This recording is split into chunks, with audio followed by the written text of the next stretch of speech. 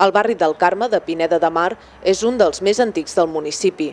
Té deficiències en els espais comuns, està densament poblat i concentra bona part de les persones immigrades.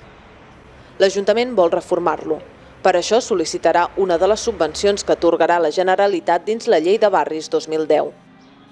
El consistori creu que el Carme necessita nous equipaments, com ara un poliesportiu, que es podria fer en aquest descampat.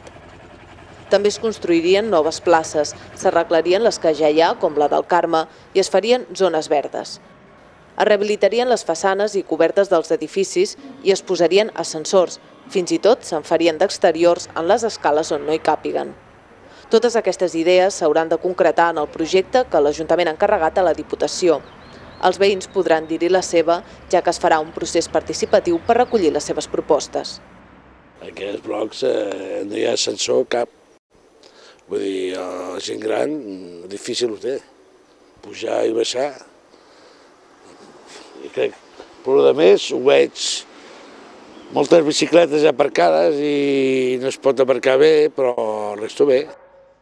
Pues yo creo que los pisos del Carmen y esta plaza iría bastante bien arreglarla porque los pisos están muy deteriorados de la parte de afuera y todo eso. Y un local para las personas mayores, para poder hacer cosas. Les demandes dels veïns, però, no són tant d'equipaments com de vigilància i intervenció policial.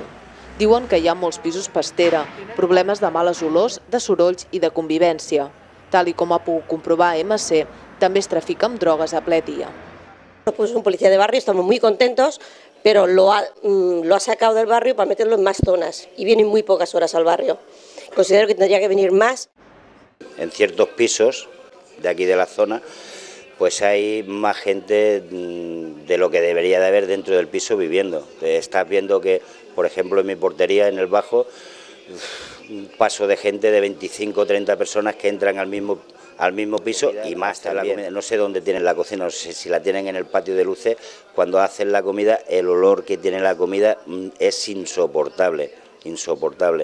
Y lo de los ruidos, pues hace semana y media o así, mi señora con un vecino, por las ventanas del patio de luces le tuvieron que llamar la atención. A la 1:30 de la mañana estaban hablando, pero como hablan con la voz esta tan alta, era un ruido insoportable, no dejaban dormir y nosotros trabajamos cada día. Es preveu que la reforma integral del Carme costi uns 7 milions d'euros. La intenció és que la Generalitat en pagui la meitat i l'Ajuntament es faci càrrec de l'altre 50%.